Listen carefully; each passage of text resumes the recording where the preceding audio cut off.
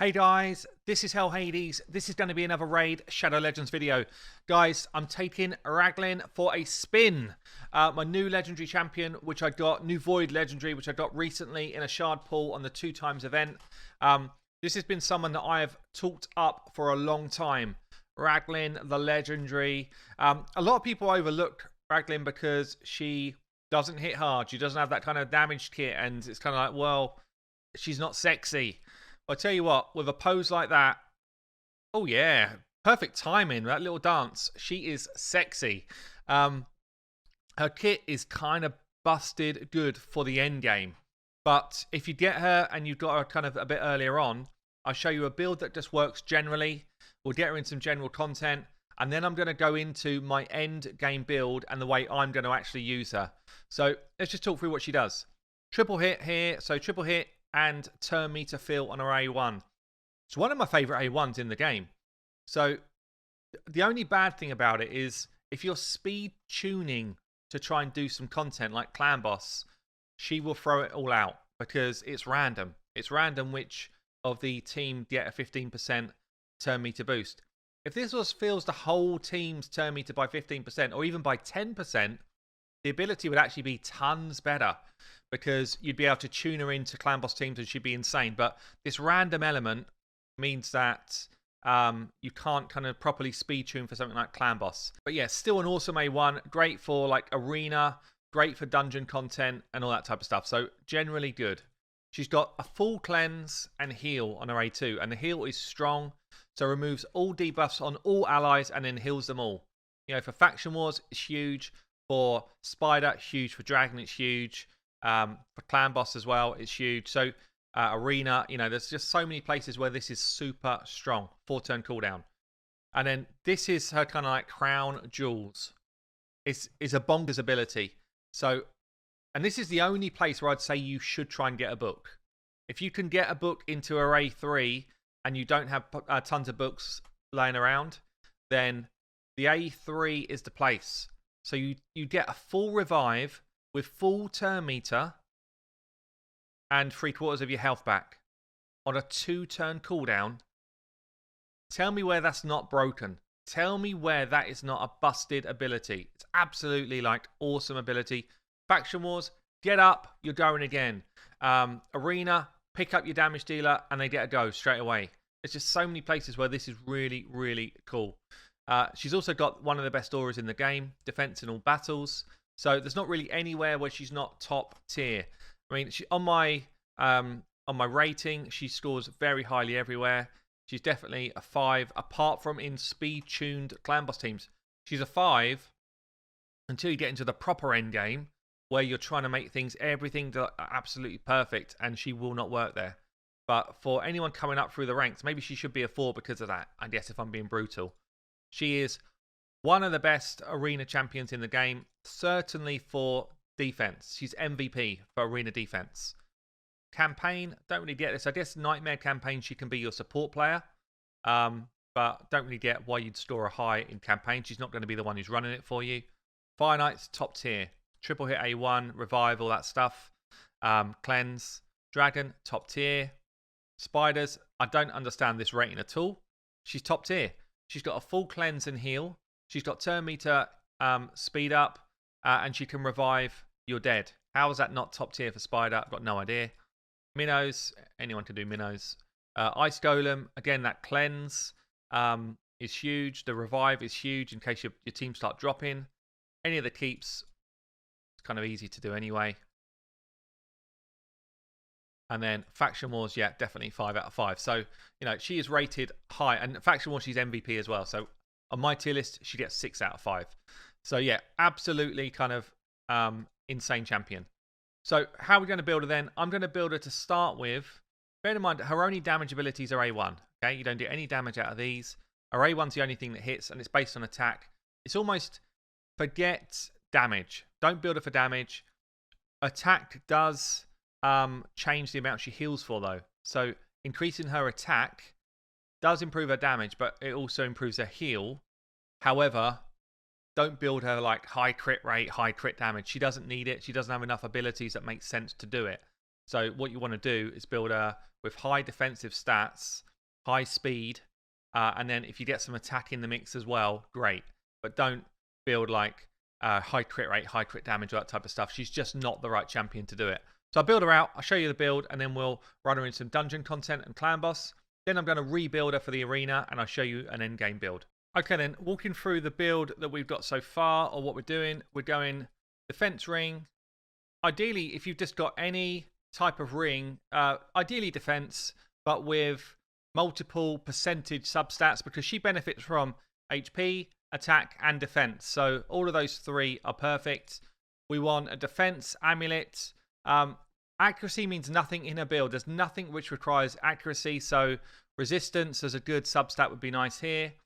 I've then got a defense banner with some speed on it. A resistance banner would be cool here. I actually don't have one on the whole account, unbelievably, so I must have sold a bunch. But yeah, resistance would be good, or defense. But that's probably like the two main things you want to look for. When we're then looking for the rest of our gear, we're building like general dungeon and clan boss content here. So you'd either want to go for lifesteal set if you're going like earlier game. If you've got some other way of healing, like Grush in your team, or some other heal mechanic like Leech, then you would definitely go for just kind of speed, really. Speed, push your speed as much as you can. Relentless is also awesome on her because you get back to a cleanse ability much faster. Otherwise, things like Stalwart to keep her alive is strong. Immortal would be strong, or just speed gear. So I think we're going to go with a Stalwart build here for my general kind of dungeon clear content. So I'm just going to go for speed. Obviously, I'm going to have good rolls and stuff. Don't worry about that. Just focus on the type of gear that I'm putting on her rather than the stats that I'm putting on her, okay? So for me, I'm going to go Stalwart, but you guys might just go straight lifesteal. I, in fact, don't have any speed boots there, so we're just going to use normal speed boots. Or don't need perception, no. So we're just going to go a normal set of speed boots somewhere. I mean, ideally here, what you're doing is you're looking for speed, but then perhaps you're looking for defense percentage as a sub role, or HP percentage, or attack percentage, because she benefits from all of those stats. So Elegaeus, you're not in any teams, so we've got defense percentage and attack. Maybe I'll move me out of the way so you can see a bit better. And they'll do. We're going to go for a defense percentage chest to keep her alive. Ideally with a speed roll. Again, if I could find it in immunity gear, I will. Stalwart gear, I mean. Stalwart gear, but I can't because they're all my clan boss team. I'm not going to steal from them. So we're going to go for that speed set again. Got a spare one here. Good. Then we're going to look for gloves. Again, defense percentage gloves is the ideal. She's not going to benefit from all that attack damage and stuff. I guess you could, if you wanted to make her hit hard, you could put her in damaging gear. It looks like we're not going to go for Stalwart because we don't have enough. So we're just going to go straight on with the speed gear. You know, so I'm just getting speed as my substat along the way. And then up the top here, I'm kind of looking for the shield and the helm, speed with defense percentage. To keep boosting that defense up. I'm already at nearly 4k, so I'm getting close to that cap point. Who can I take from that I'm not using? I'll just take a random piece. That's nice. A helm as well. Take from Valor. Nice. And then the attack. And then the weapon. Just speed. I don't really care about anything else. I could get HP. Percentage would be nice. Nice to have. But basically, I just want to up my speed some more. So, bam. What does that give us before masteries go on then? 4.3k defense. Obviously, I've got good gear, guys. But you understand the type of build that I'm trying to build. That's the main thing for you here. So we've got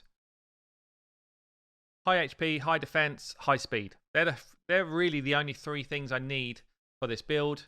And then I'm going to go for a kind of typical clan boss style War Master build. Not War Master, sorry. Giant Slag. She's got multi-hits. Healing when I'm low. More damage when I'm full health. I don't need the support tree here. The only reason you might take support tree would be for either more speed from Law of Steel or Evil Eye. The rest of it doesn't impact us at all, so we're much better off going defense tree and getting the option to get some counterattacks in. counterattacks coming in through here. Triple hit counterattack can do actually a lot of damage through the Giant Slayer proc. And then probably do this one. Actually, that's probably a terrible one. Don't do Cycle of Violence. That's a terrible option.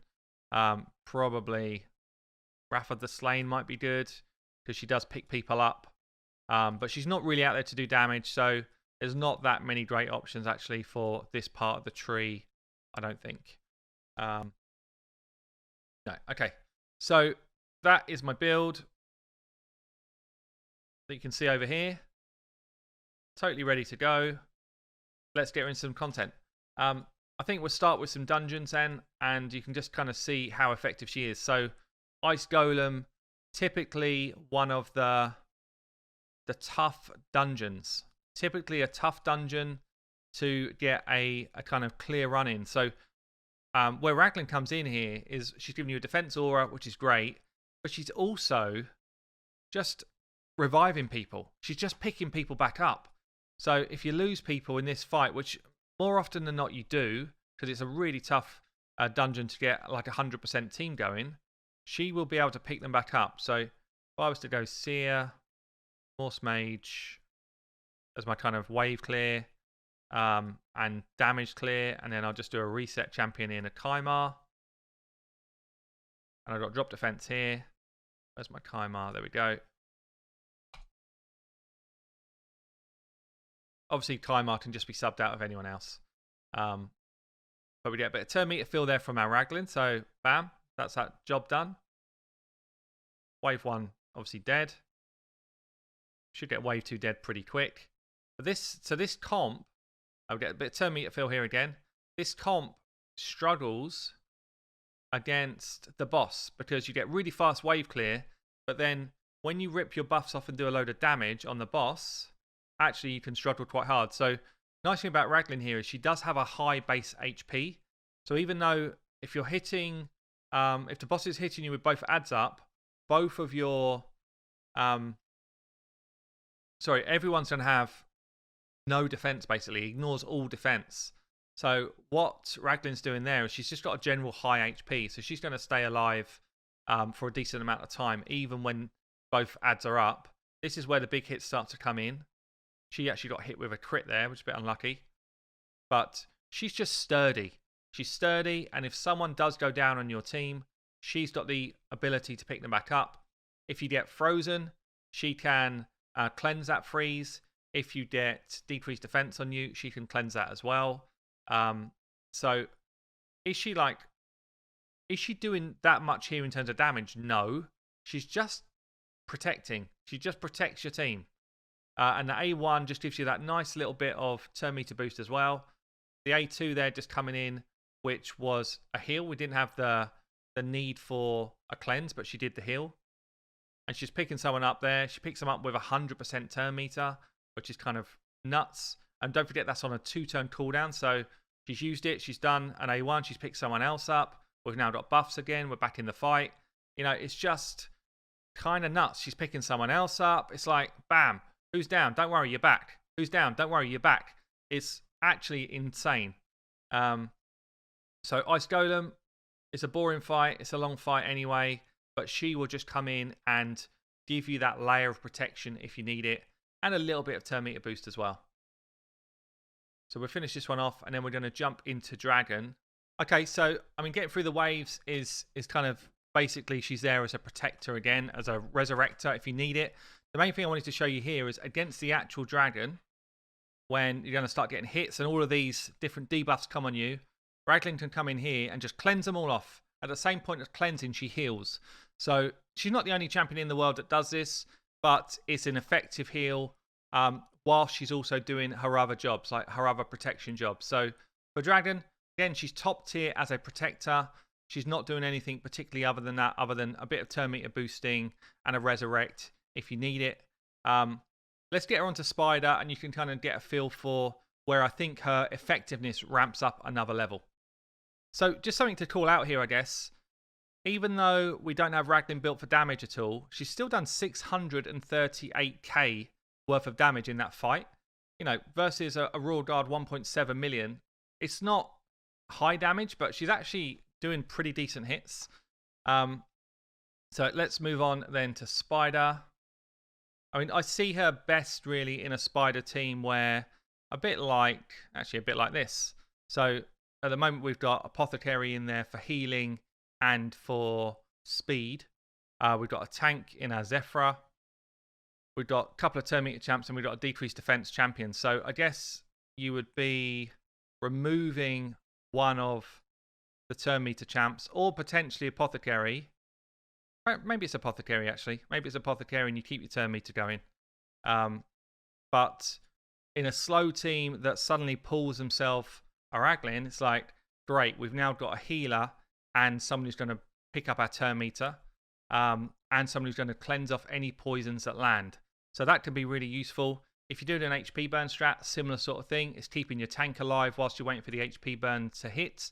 If you're doing a all-out nuke strat, then she's probably not part of that team. But for anyone who's working their way up through Spider, she is literally top tier for this role. Top tier, defense lead, which is as strong as you're going to get, and turn meter fill for your team. You know, if you compare that to an increased speed, actually consistently getting 15% turn meter fill every time she A1s is actually pretty big. And then obviously she'll only do a heal or cleanse when there's a requirement to. So although we were a tiny bit short on health there, she didn't see that as a need. Be interesting to see if she does this time. Yeah, she did. So I think it might be you need to have lost a quarter health or something like that. But yeah, basically she's just keeping people moving quickly and she's protecting your tank. So again, really strong dungeon for her. For me, one of her best. And again, we can sort of play this through part of the fight. It's a bit of a rinse and repeat here. We're just waiting for more turn meter to kick in so that we can, finish the boss off. But ultimately, she's there to keep your team alive. If you've got already a Syl of the Drakes, then Syl can come in and be your kind of protection for the team instead of the Zephyra. A Razin could be your tank. You know, there's a whole bunch of upgrades here, but basically she's in there as the healer and kind of a bit of a turn meter boost as well. So let's move on to Finites and kind of finish the 4 dungeons off before we get into some other stuff. Okay, moving on to the last of the dungeons. And Finites. Finites, again, I mean, she's got a triple hit. So triple hit A1 is always nice against the Finite shield. You know, if you was running in a team with something like counterattack, she'll counterattack with a triple hit, and then she'll do her own triple hit. She'll also cleanse on the boss.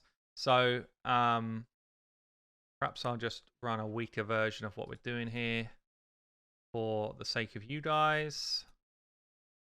Let's do this, and then we'll get some damage in from somewhere. Maybe I'll do this. Maybe we'll do this. So the idea here is we get drop defense out there nice and early. She just gets a bit of a turn meter boost from her A1. Drop defense. Obviously, Seer does her thing. Bam. It's actually quite nice that Seer didn't kill him because Seer got an extra turn there. It's always useful. You want us to get back to her ability as soon as possible. I think my Seer's a little bit short on crit rate. Now she's going too many times. But yeah, so in this instance, we're just keeping our team moving, keeping our team alive as much as we can until we get to the boss part. And on the boss part is where she really comes into her own. That's just going to be perfect. There we go. Lovely. Onto the boss in 40 seconds. Triple hit here. And I like her AI. So our AI focuses on the A1, A1, A1 until we really need the A2, which means we get into the shield really quickly compared to a lot of other champions out there. Question is whether I can actually keep it down. We get here, we've got these decreased speeds out, which we don't like. Cleanse those off. Don't worry, we'll get rid of those. And then obviously come in with our A1 again. Break the shield. Hopefully we've got a Heartseeker pop in. Not yet. Keep that turn meter improvement coming through. Bit of damage there from the Karma burn. Bam, there goes the Heartseeker, and we're in business. And then back to the A1s to just keep the turn meter flowing. So really, totally underestimated how strong this A1 is in terms of getting people's turn meter flowing through. You know, compare it to an increased speed buff. where you've constantly got that 30% more speed, obviously that's better, but to continuously keep getting a 15% turn meter boost is actually really effective. So, yeah, and you can see here, we're going to end up with, I don't know, maybe it's going to get one more shield up. Probably just about does it. Gets one more shield on, and then we're going to be about just over a 2-minute run. So, pretty clean run. I'm going to show you the clan boss next, and then we're going to get into the end game build for Arena, which is really where she shines. And if I'm honest, the Arena build is all about the last 15 minutes of Plats. That's where she becomes an absolute beast. So let's get into a clan boss fight. Okay then, so for clan boss, I've not tuned the clan boss team in any way. We've got Sepulta coming in as our lead with decreased defense. I've just gone for like builds that are just whatever they're wearing really, but relatively quick so that we get random turn meter fills. I'm a bit low on defense on Kreela, so Kreela might die a bit early, but we'll see. Sandlashed is in a strong build because Sandlashed is in my proper clan boss team. And then we've got Grush here, who's going to be the person that makes sure we actually get some healing. So he's coming in basically for the leech. So we're going to go with this. He's also a backup to my decreased attack champion because Sepulta is weak affinity here. So we get a increased defense on, we've got increased crit rate, we've got increased attack, and then Sandlash is going to come in and extend all of those buffs. So we should have a lot of buffs a lot of the time. This is a no poison comp. It's literally not the comp you go for. But you'll see with like a ally attack champion and the A1 coming in from Raglin, we get that turn meter boost often. If you've got counter attack as well, we get the turn meter boost even more often. So what she can actually do is come into a clever clan boss team and really get some additional damage out if you cannot yet get to like a proper endgame team with all of the juicy stuff that we get in today's endgame stuff. If it was speed tuned properly, then or if she just fell at the right time, she would have cleansed that stun off. Again, she's hard to speed tune in this sort of team because her turn meter boost is random on 3 people. So there's always 2 people that don't follow the tune that you want. But still very, very fun champion. And before the days of this kind of 100 million clan boss teams, she was actually in teams that I'd seen that had hit for more than any others that I'd seen at the time. So I've seen her in like 60 million plus old school clan boss teams before the days of Unkillable and before we started hitting the crazy heights that we do now. So yeah, very good champion here. With Giant Slayer, obviously you've got the ability to get your triple hits as well, get your triple procs from the A1, and also she will cleanse off things like the decreased speeds with her A2. She'll resurrect early on. Someone like a Turvold that you want to just be full out damage and go again and again and again. She's brilliant for that sort of comp because she'll just keep resin him with full turn meter, and then he'll come out and he'll smack again, and then he'll drop down again. So she's actually awesome with someone like a Turvold, but kind of niche builds really to make that work. So we'll play this through, we'll get it to the end, and then I'll swap her into the build I'm actually going to use her for. So there we go. We've got a cool 3-key, basically just by throwing a bunch of good champions together. No counter attack in the mix. Ally attack is in the mix. Raglin actually comes in there with 5 mil. 5 mil damage. The same damage as my Sandlashed in great gear, my Grush in good gear, and my Kreela in good gear. So she's no slouch actually for putting some damage out, even though she's a support-based champion, because she just gets back to the A1 really often. So yeah, good. Good in clan boss. Good in dungeons. Let's get to the build that you've all been waiting for. Let's turn her into an arena champ. And now in the build I've done her so far, which is high defense, high speed, she would work. Okay, she would work. What was that? Merry Christmas, everyone. It's back. The 6-star legendary speed gear. All you need to do is spend £275 for a chance to get yourself a triple roll of speed. Perfect. Thank you, Abess, for giving us that opportunity.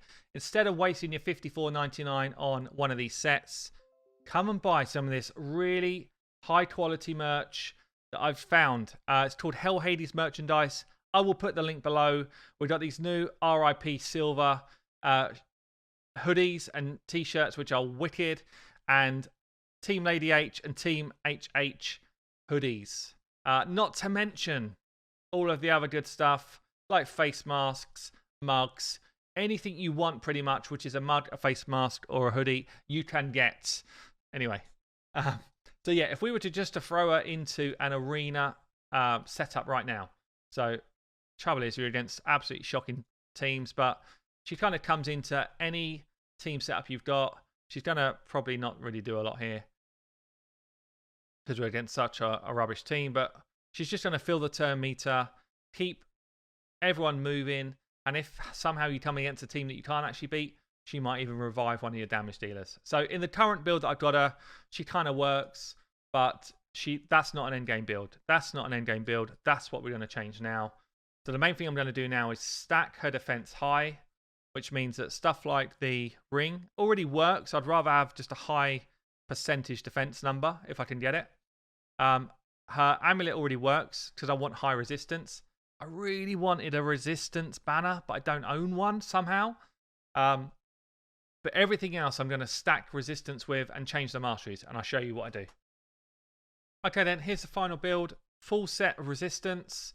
I don't have a resistance banner, which is a shocker. So I'm going to farm for one, hopefully before arena reset.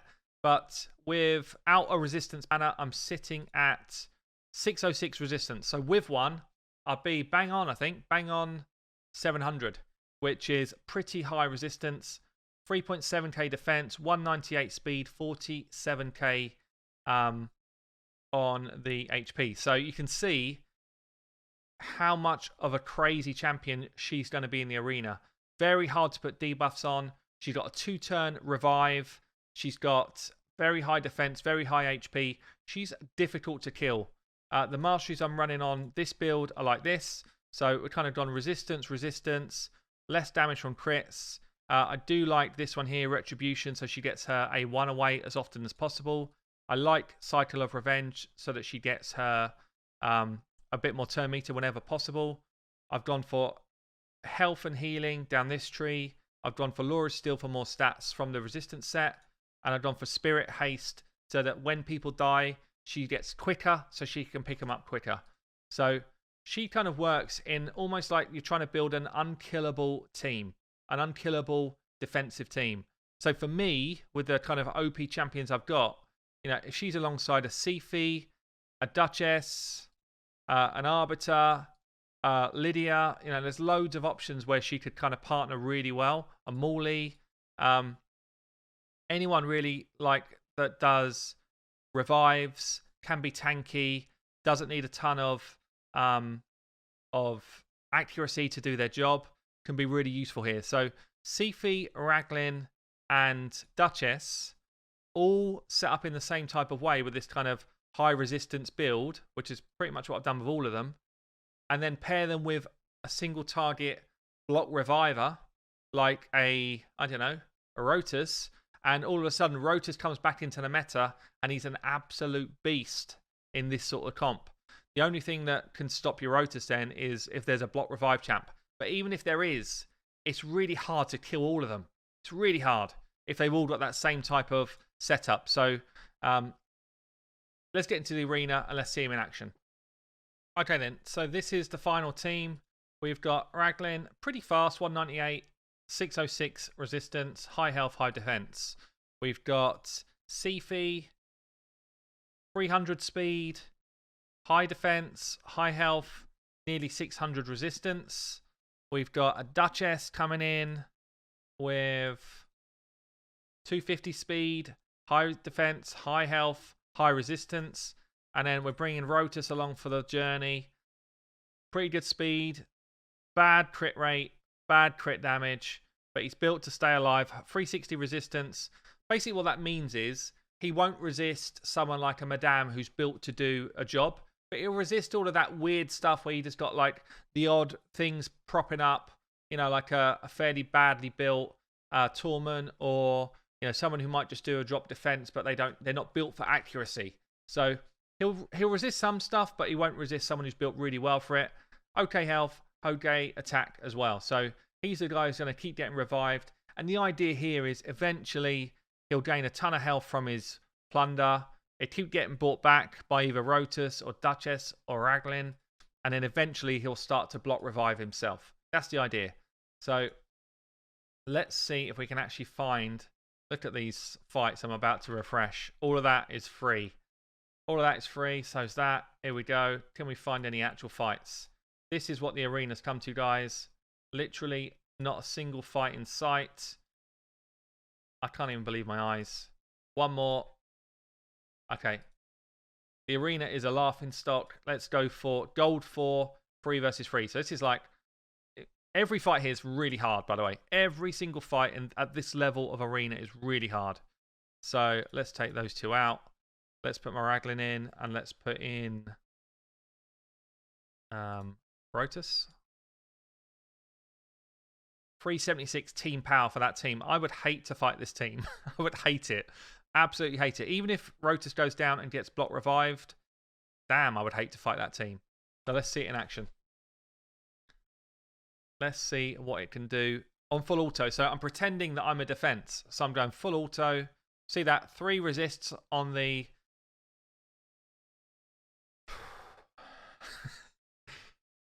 and no decreased defense, but Trunder from this team has just looped me down. Okay. Stay chirpy. Stay chirpy. Let's try again. Maybe I need someone in a shield set as well. Let's see. We've got a lot of defense here. That was just an absolute slap of a hit. So this time round, we've survived their first damage dealer. Rotus gets moving. We survived the second hit. Raglin's actually gone down pretty early, but she's coming back, so I've got my first revive going on. This is another endgame team that I'm playing here. They're all top tier legendaries, but you can see Rotus is just plundering away. Resist all of that stuff. Don't worry about that. Arbiter is not built. What I was saying earlier, Arbiter is not built to do accuracy. So things like that is what my Rotus is built to resist. Not everything, but he is built to resist some stuff. Big slap comes in. Don't worry about it. We're now in the fight. Once you get past the first couple of hits, we're incredibly difficult to kill. Once you get past those first couple of hits. Obviously, we didn't quite do it on that first Trunder smash. But at this point, it's all now about waiting for Rotus to come online. And he takes ages now because they nerfed him into the ground. They nerfed him too hard, to be honest. But before too long, he will start getting his own block revive abilities going. Plundering again, another chunk of health. I don't know if there's an indicator or something that tells me when he's actually going to start doing his job properly. But yeah. The Rotus meta is well and truly gone unless he's in a team like this. Bam. We still got no block revive going on. Still some more health again. Look how much max HP has been stolen so far from their health bar. Look at that. Chunk. So we're definitely stealing it. Rotus is powering up. It'd probably be like a 3-minute fight before he actually gets going. Come on, Rotus. Do your job. Resist. Yeah, we don't care about any of that stuff. Still no block revive. Another big plunder. Another max HP gain. Look at his health now. Look at all the health points he's got here. He is a beast right now. Very difficult to kill at this point. Hit for 20k. He's barely scratched. Barely scratched the surface. Big heal coming out from Raglin there. Come on, Rotus. Block revive someone. Come on. You've got it in you. I know you have. Come on, buddy. Do it. Didn't do it. He'll just keep killing people, and it's an incredibly difficult team to beat. Bit of turn meter boost there from the Raglin again. Big slap from Candrafon. It's not enough. My Sifi's taking a bit of a pasting, but that's fine. And block revive. We're in business. Dead. We're in business. So it took 3 minutes for Rotus to be effective. And at this point, he is beast mode. He's basically unkillable. And that is the way this arena defense is going to play out. So as long as I'm not fighting the first Trund that we fought, block revive again, there we go, then we're good. So look, guys, Raglin, absolute beast of a legendary champion, both as you're coming up through the game and in like an end game team. Hope you enjoyed the video. Hope you enjoyed the guide. I've been Hell Hades. I'll catch you later.